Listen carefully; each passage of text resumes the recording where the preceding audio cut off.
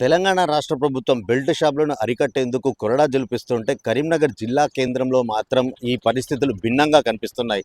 Karimnagar 20వ division Rekurthi కంటి ఆసుపత్రికి సమీపంలోనే ఏదైతే రోడ్డును ఆక్రమించి కూడా ఓ వ్యక్తి ఇక్కడ అక్రమంగా షెడ్ నిర్మించి అంటే ఎంక్రోచ్మెంట్లో భాగంగా కూడా బాజాప్తుగా ఒక మినీ బార్ అండ్ రెస్టారెంట్ను తలపించే విధంగా కూడా సమీక్ష tea point and cool drinks అంటే బయటికేమో టీ పాయింట్ కూల్ డ్రింక్స్ మాత్రమే విక్రయిస్తున్నట్టుగా కూడా బోర్డును ఏర్పాటు చేసి అక్రమంగా ఒక షెడ్డును కూడా ఏర్పాటు చేసి ఇందులో విచ్చలవిడిగా మద్యం అమ్మకాలు కొనసాగిస్తున్నట్టుగా కూడా తెలుస్తుంది. అయితే దీనికి సంబంధించి బెల్ట్ షాపుకు సంబంధించి ఇక్కడ ప్రతిరోజు దాదాపు వందల సంఖ్యలో కూడా మద్యం విక్రయాలు కొనసాగుతున్నట్టుగా కూడా తెలుస్తుంది.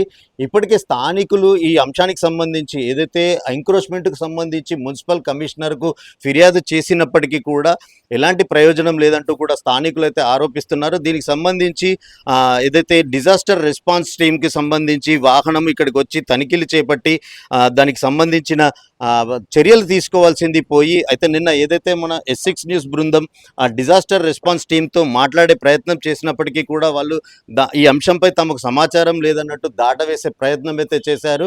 అయితే ఇక్కడ జరుగుతున్న కార్యకలాపాలు అంటే మద్యము ఏదైతే విచ్చలవిడిగా మద్యం కొన్ని అమ్మకాలు బాజాప్తుగా ప్రస్తుతం మనం విజువల్స్లో చూడొచ్చు. ఇక్కడ ఏదైతే మద్యం బాటిళ్లకు సంబంధించి కొన్ని మద్యం బాటిల్ అయితే కనిపిస్తున్నాయి. ఈ ఉదయం అయితే నిన్న మనం S6 న్యూస్ బృందం ఏదైతే వీడియో కవర్ చేసిన నేపథ్యంలో ఆ నిర్వాహకుడు మాత్రం ఇక్కడ నుంచి ఈ ఉదయం ఏదైతే దీనికి సంబంధించి షాప్లో ఉన్న మద్యం బాటిల్ అన్నీ కూడా తరలించే ప్రయత్నం చేసినట్టుగా కూడా తెలుస్తుంది. ఇకపోతే ఆక్రమణలకు సంబంధించి అంటే సామాన్యులపై కొరడా జలిపించే మున్సిపల్ అధికారులు అసలు ఈ బెల్ట్ షాప్ నిర్వాహకునిపై ఎందుకు చర్యలు తీసుకోవట్లేదంటూ కూడా స్థానికులు అయితే ఆగ్రహం వ్యక్తం చేస్తున్నారు. మున్సిపల్ కమిషనర్కు ఫిర్యాదు చేసినప్పటికీ కూడా ఎలాంటి ప్రయోజనం లేదు. బాజాప్తుగా రోడ్డును ఆక్రమించి కూడా ఎంక్రోచ్మెంట్ చేసి ఈ మద్యం విక్రయాలకు పాల్పడుతున్నట్టుగా కూడా తెలుస్తుంది. మనతో పాటు స్థానికులు ఉన్నారు, వారితో మాట్లాడదాం. అలా చెప్పండి, అసలు ఈ దందా ఎప్పటి నుంచి కొనసాగుతుంది? ఇక్కడ బెల్ట్ షాప్ అంటే ఇక్కడ మీరు ఆరోపిస్తున్నట్టుగా కూడా రెండు తప్పులు కనిపిస్తున్నాయి. ఏదైతే ఒకటి ఎంక్రోచ్మెంట్ చేసి ఈ షెడ్డును బాజాప్తుగా నిర్మించి సీసీ కెమెరాలు కూడా ఏర్పాటు చేసుకుని విచ్చలవిడిగా మద్యం అమ్మకాలు జరుపుతున్నారు. అంతేకాకుండా ఇటు ఎంక్రోచ్మెంట్తో పాటు బెల్ట్ షాప్ కూడా నిర్వహిస్తున్నారు. అసలు ఎప్పటి నుంచి కొనసాగుతుంది? 4 సంవత్సరాలుగా ఇది బెల్ట్ షాప్ నిర్వహిస్తున్నారన్న.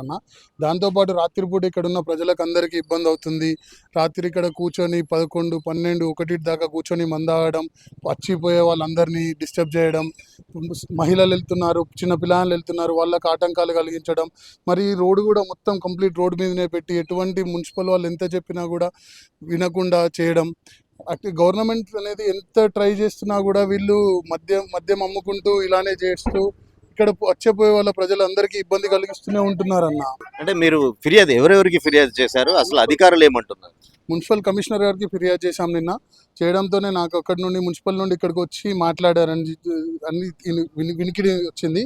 దాంతో ఇవాళ ఏమవుతుందని చూద్దామని వెయిట్ చేస్తున్నాం అన్న. అంటే మొత్తంగా చూసుకున్నట్టయితే ఈ బెల్ట్ షాప్ నిర్వాహకునికి ఒక కరీంనగర్ నగరంలోని ఒక ప్రముఖ బార్ అండ్ రెస్టారెంట్, ఒక వైన్స్ షాపు ఓనర్ సపోర్ట్ ఉంది. గతంలో కూడా ఇలాంటి ఘటనలు చోటు చేసుకున్నప్పటికీ కూడా బాజాప్తుగా ఈ బెల్ట్ షాప్ నిర్వాహకునిపై ఎలాంటి కేసు నమోదవ్వకుండా తన ప్రమేయం కూడా ఉందంటూ, అంటే ఇది కేవలం చూడటానికి చిన్న కిరాణా షాప్ లాగా కనిపిస్తుంది, కానీ ఇది ఒక బార్ అండ్ రెస్టారెంట్ తలపించే విధంగా కూడా అక్రమంగా షెడ్డును ఏర్పాటు చేసి మద్యం విక్రయాలు జరుపుతుండడమే కాకుండా అతనికి పూర్తిగా ఏదైతే లిక్కర్ మాఫియాకు సంబంధించి అండదండలు పూర్తి స్థాయిలో ఉన్నాయని చెప్పేసి తనను ఎవరు ఏం చేయలేరు అంటూ కూడా తను ధీమాగా ఉన్నట్టుగా కూడా తెలుస్తుంది.